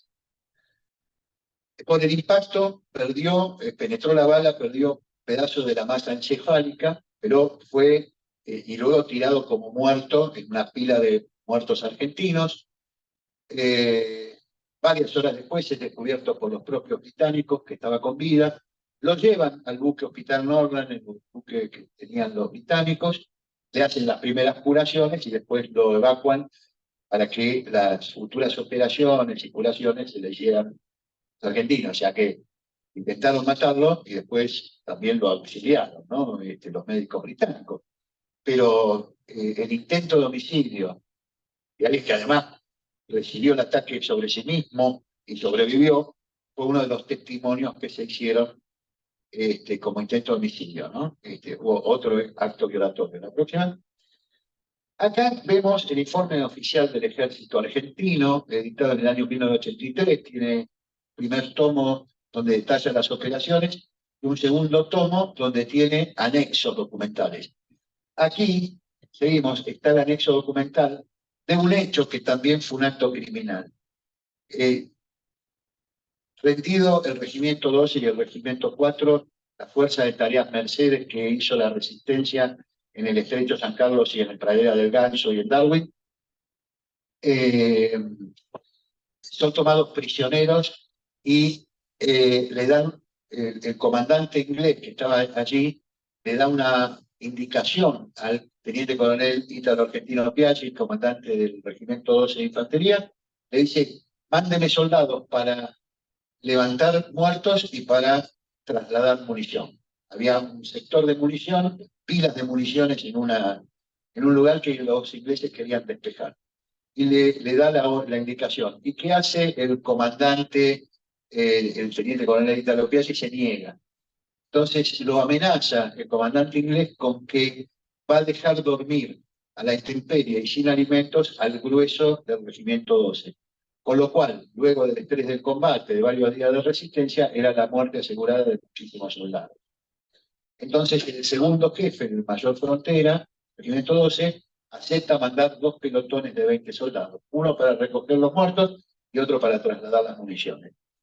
El segundo pelotón que estaba trasladando la munición al mando del subteniente Leonardo Durán, del regimiento 12, en esa ocasión, cuando estaban levantando uno de los cajones, había una espoleta, había una mina que explota, por reacción explotan varias municiones más, mata inmediatamente a 3 y quedan heridos 17, incluyendo al propio Durán.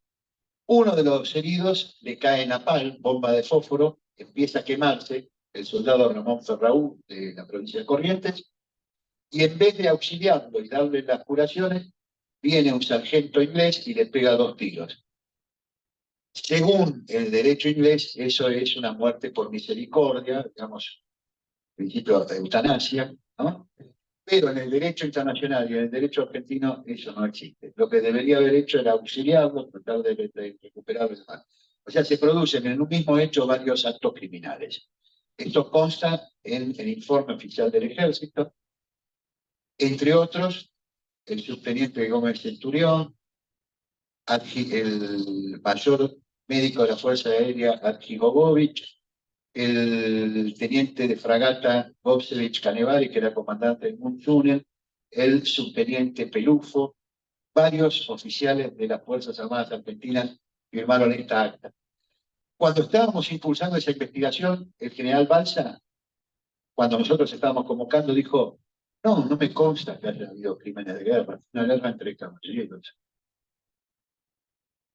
Le mandamos una carta documento, le dimos 48 horas para que ratificara o rectificara sus dichos, y en una radio chiquitita dijo: bueno, a mí no me consta como jefe del grupo artillería aerotransportado 3, ¿no? Que fue jefe del grupo artillería.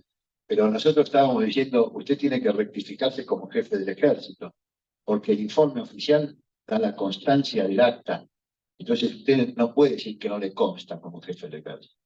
Bueno, siempre trabajó para los mismos. Tuvo su premio, ¿eh? Todavía está ahí, Lito, coleando, después de que explotara el Río Tercero, después de que, bueno, del desmembramiento de nuestras Fuerzas Armadas y nuestro sistema de defensa durante 9 años, siendo el jefe de Estado Mayor del Ejército con más tiempo, y luego como premio se le dio el cargo de embajador en Colombia y Guatemala, porque así pagan, a los traidores a la patria se les paga con embajada.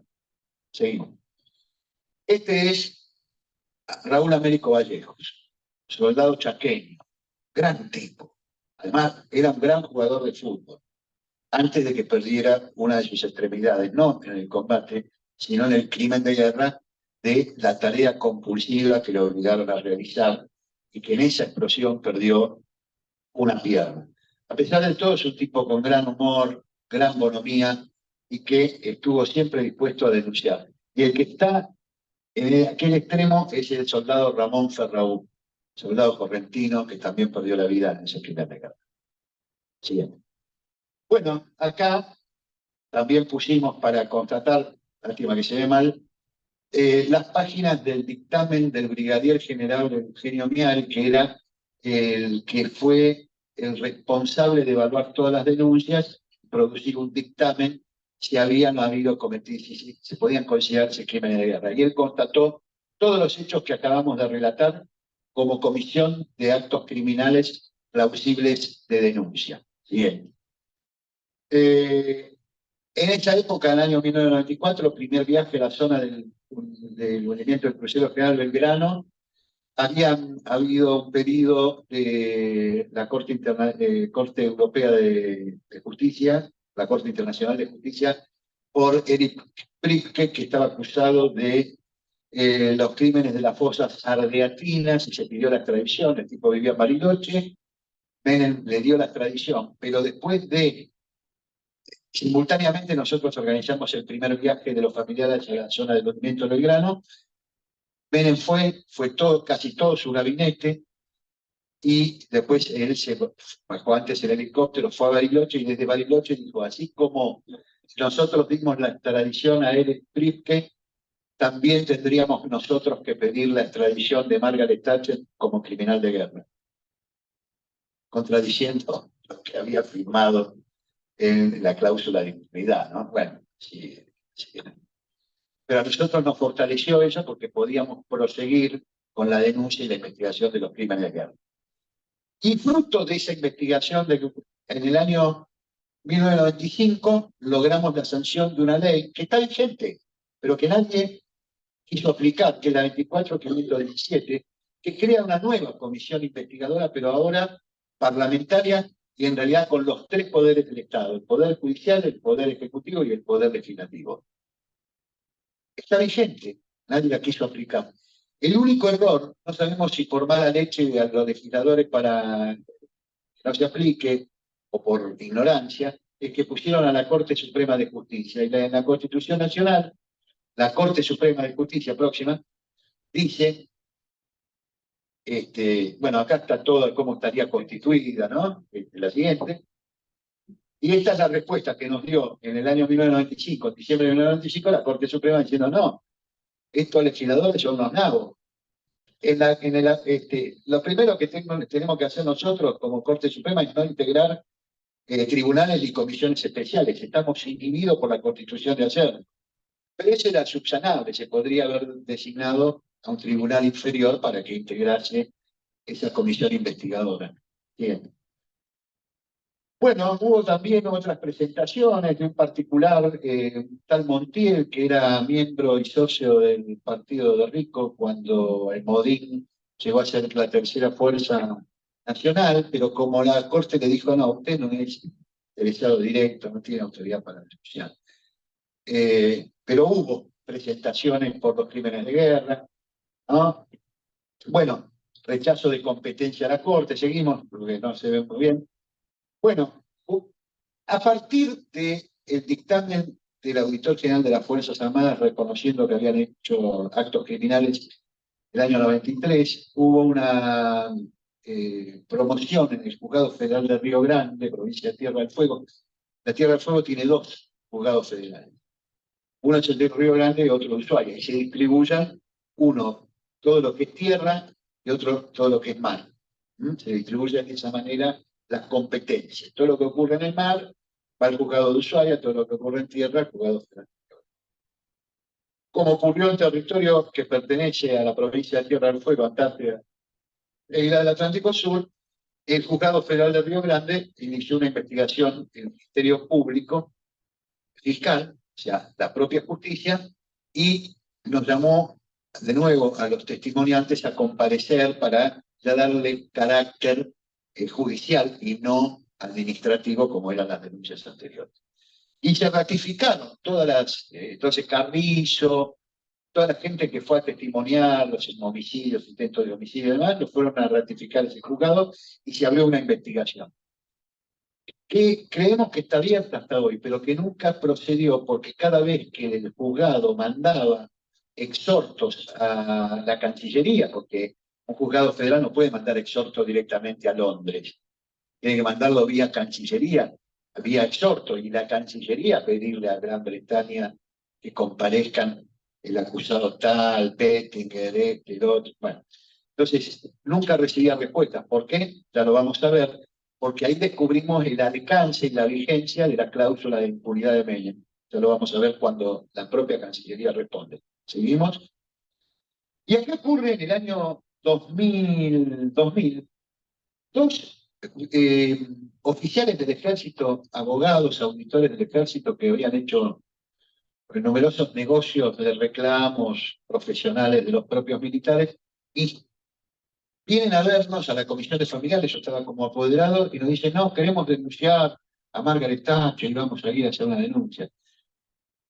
Nos olfateamos mal, por suerte en esa oportunidad el olfato nos indicó que no, que eran medio truchos los muchachos. Convencieron a una mamá, fueron con el caso de una mamá, la señora Elisa Romero de Ibáñez, de Morón, madre de un héroe del Belgrano, fueron a hacer la denuncia. Y se fueron a Europa. Fueron directamente al Tribunal Europeo de Derechos Humanos de Estrasburgo. Y el tribunal le dijo, ah, sí, nosotros aceptamos eso, pero ustedes tienen que, no le podemos dar cauce porque ustedes tienen que cumplir con el reglamento del Tribunal Europeo. ¿Qué quiere decir? Ustedes tienen que ir primero a Londres, y si Londres lo rechaza o sentencia desfavorablemente, vienen con nosotros, tienen 6 meses para venir con nosotros y nosotros les vamos a juzgar en los crímenes de guerra que ustedes denuncian. Es decir, ahí comprobamos que había una jurisdicción que aceptaba la denuncia de los particulares damnificados.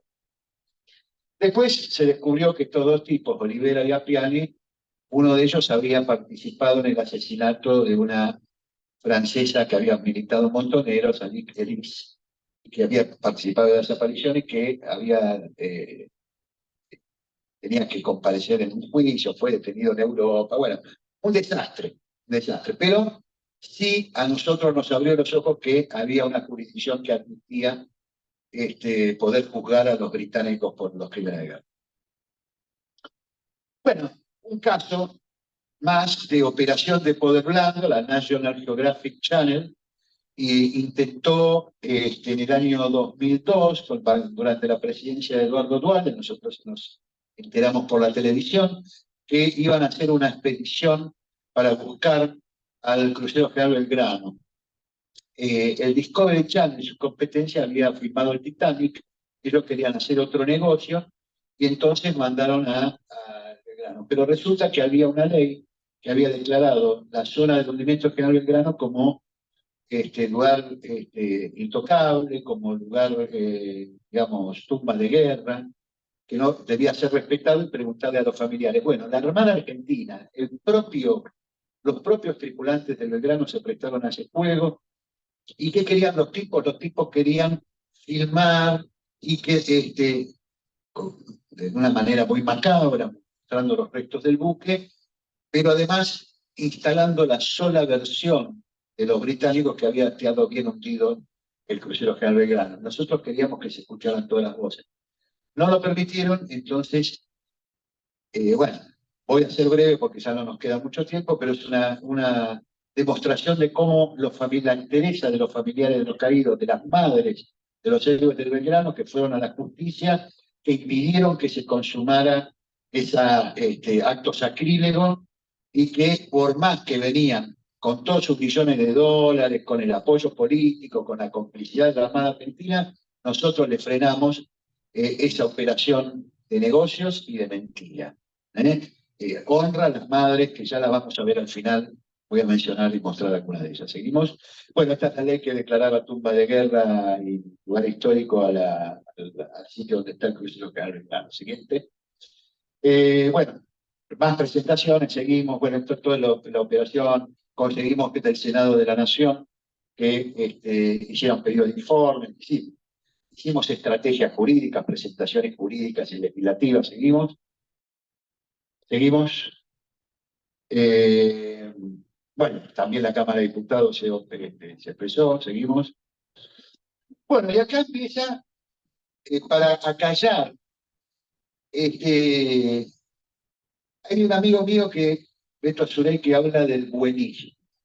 Hay cosas buenas que son pura mierda, diría un poeta. Hay cosas que se revisten de protección y demás. Con el caso del tema de los derechos humanos se ha utilizado y bastardeado mucho. Por ejemplo, este señor, Ernesto Alonso, es miembro del CECIM La Plata, una organización que desde el principio, desde el final de la guerra para acá, 41 años, el único enemigo que tiene son los militares argentinos. Que efectivamente algunos de ellos cometieron abusos con los soldados, nosotros nunca pretendimos ocultar eso, pero su objetivo es mostrar a Malvinas como el último campo de exterminio del terrorismo de Estado, no como el conflicto internacional que realmente fue de una nación que quiere descolonizar un territorio contra una potencia colonialista. Después podremos juzgar de uno y otro bando quiénes jugaron bien, quiénes jugaron mal, quién fue cobarde, quién fue valiente, si estuvo mal conducido o bien conducido. Después eso es treguita aparte, lo trajo mucho, lo lavamos tres. Pero de estos tipos le hicieron el juego. Y fueron con Nora Cortiñas y con Pérez Esquivel a poner sobre el tapete siempre, ahí están en Malvinas, dice acá, en este sitio, torturaron y demás. Pero nunca denunciaron los crímenes de guerra de Margaret Thatcher. De alguna manera, la prensa británica, la inteligencia británica los puso a ellos durante mucho tiempo en el tapete con la complicidad de algunos de los políticos, que explica también por qué los gobiernos que se dijeron nacionales y populares terminaron sacándose la cara y el pueblo les dijo basta de esta farsa y de esta mentira. Eso explica mucho por qué estamos como estamos en la Argentina. Se llenaron la boca de Malvinas, de la defensa, de los derechos, bla, bla, bla, pero en realidad nunca estuvieron de parte de los héroes del Belgrano, de la familia del Belgrano, de la causa argentina, siempre fueron de alguna u otra manera cómplices de la política británica de posguerra. ¿Seguimos?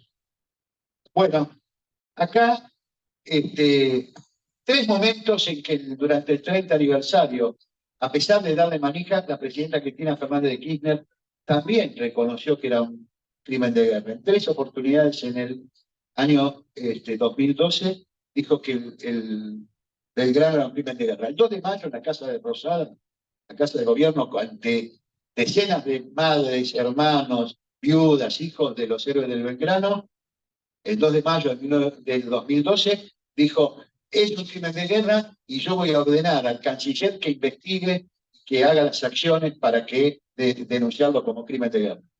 Seguimos. Bueno, esta es la foto, tripulantes y familiares.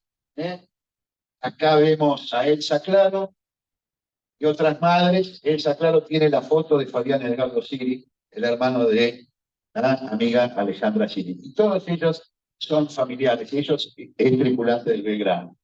Y ante ese público, y además está grabado y es público, se puede encontrar el audio, cuando dice, voy a mandar a investigar el crimen de guerra. ¿Qué año estamos? 11 años pasaron, ¿no? Bueno, todavía no hizo nada. Seguimos. Bueno, acá cuando se le pide a se saluda a la expresidente y se le pide que se hagan las acciones, después se le mandan cartas, ¿seguimos? Se le mandan cartas desde la Comisión de Familiares al canciller Timmerman, ¿no? Para que cumpla la orden de su jefa. Nunca lo hizo. ¿Seguimos? Bueno, y acá una presentación en el año 2015 que se hizo entre el balotaje, entre Scioli y Macri en el medio, se hizo la presentación, para que cualquiera fuera el presidente, actuara declarando la nulidad de la cláusula tercera del acuerdo del 19 de octubre de 1989 por anticonstitucional. Y esa causa, seguimos, la respuesta a la Cancillería. ¿Qué dijo la Cancillería? Algo vergonzoso.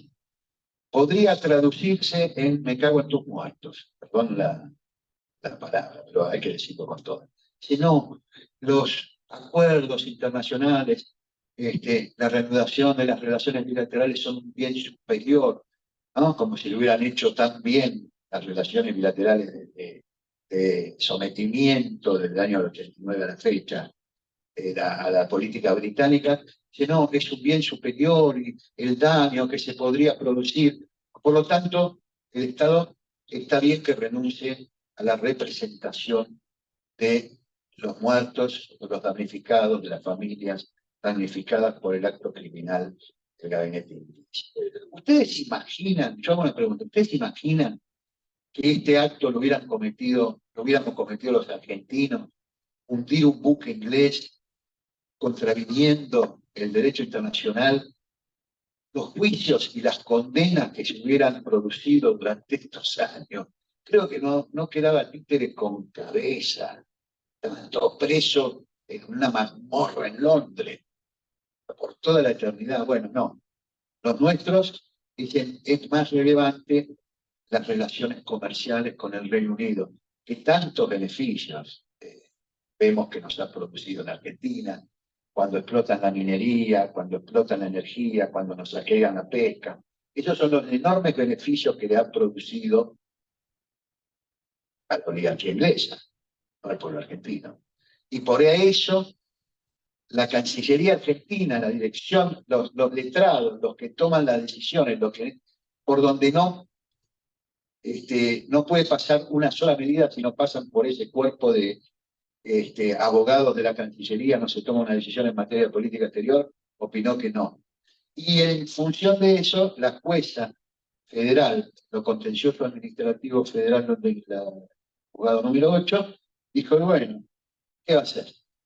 Sí, falló en contra de la petición de la nulidad por anticonstitucional y la declaración de certeza de que eso no tiene ningún sentido, anular la posibilidad de la búsqueda.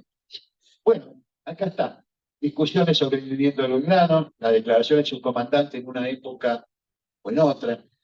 La zona de exclusión o bloqueo, siempre se habla de esto, pero no se habla de los principios de necesidad y proporcionalidad. El bloqueo es uno de los factores de la zona de exclusión, pero no es el único.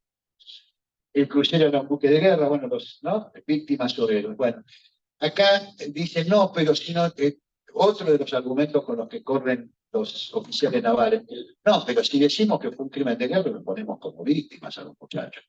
No, la heroicidad de estar dispuesto a dar la vida por la patria, nadie se la quita.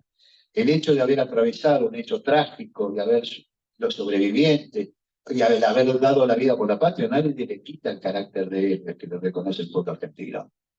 Pero lo que eso no puede hacer es encubrir los actos criminales. En este caso, Bueno, y acá las verdaderas protagonistas. Lita Ceballos, madre de un héroe de Belgrano. Paula Lesna, madre de Fabián Edgardo Silva. Paulina Cardoso, madre de Belgrano. Valeria Ríos de Ramos. Ellas son las mujeres que no se conocen, son rostros que no se conocen a Eve Bonafini y a otras, pero a estas madres que han luchado por la memoria y verdad justicia por los héroes del Belgrano y la causa de Malvinas, nadie las conoce. Por ahí sí a Valeria, allá en Salta, en su provincia natal, y por ahí sí a Paula, en su General Villegas, donde vive, sí, ahí sí las reconocen. Pero no se las conocen nacional e internacionalmente como otras madres, pero son mujeres que han luchado durante estos 41 o 42 años con total entereza, convirtiendo su dolor en ofrenda hacia la patria, con orgullo de haber parido un hijo héroe de la patria, y ellas mismas haciéndose cargo de esa lucha para que la memoria de sus hijos no se olvide. ¿Continuamos? Elsa Reguera, Fernando Lugo y la China, y luchadores de 40 años, ¿no? Que ya murieron, la China y Fernando Lugo el año pasado, pero luchadores, y a donde fuera que había que ir a Tierra del Fuego, no había plata, y bueno, de alguna manera se iba. Esa era la calidad de militancia que tenían estos padres de héroes. ¿Eh? ¿Seguimos? Y bueno, mi segunda mamá, Delmira Hasenclever de Cao, fallecida hace un año, una de los y allá la familia Sosa, otra familia luchadora del crucero Belgrano, y Delmira, que fue una luchadora que llevó adelante durante años las comisiones familiares. Por ellas, por sus hijos, por los héroes, es que tenemos que seguir la lucha. Muchas gracias.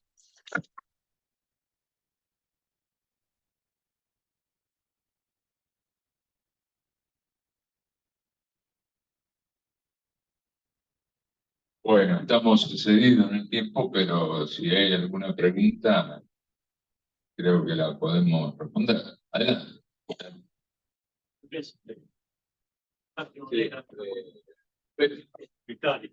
Espera. No, simplemente.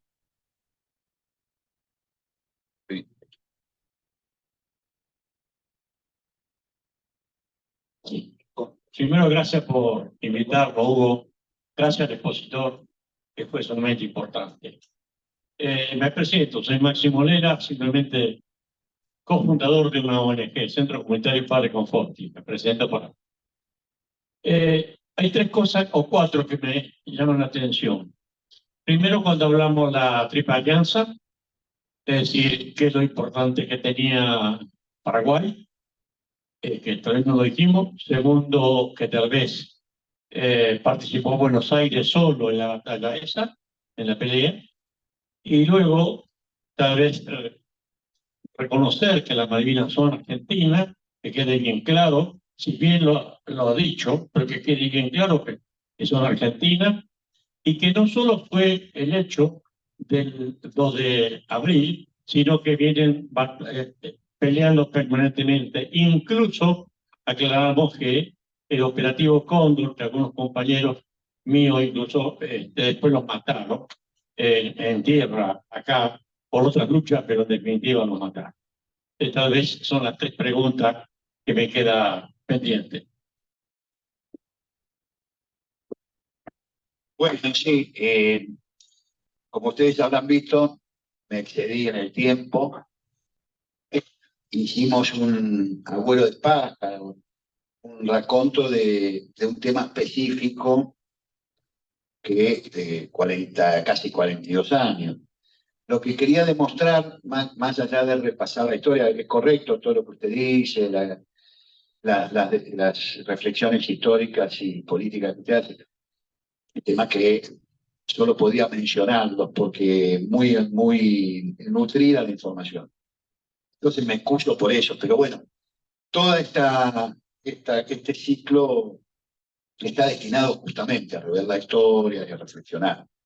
no podía abarcar específicamente los hechos históricos o andar, pero tiene razón lo que dice todo eso. El interior del país no quiso pelear contra Paraguay, los soldados se iban. Bueno, hay muchos historiadores del campo del revisionismo histórico que lo explican, ¿no? Y en cuanto a los cóndores, bueno, sí, efectivamente siempre los tenemos presentes. ¿Alguna otra interrupción? Bueno. Voy a agregar algo. Tal vez frente a toda esa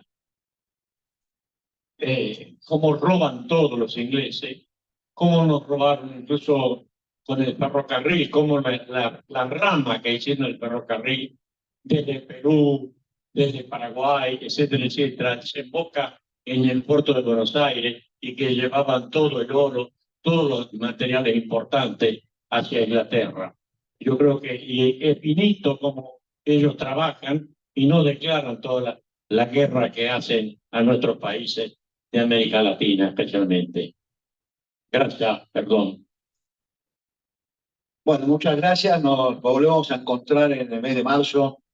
Ya vamos a comunicar exactamente la fecha porque hay una serie de perspectivas que todavía abordar. Muchas gracias por el acompañamiento y nos volvemos a ver en marzo. Buen año, felices fiestas y bueno, a retemplar el espíritu.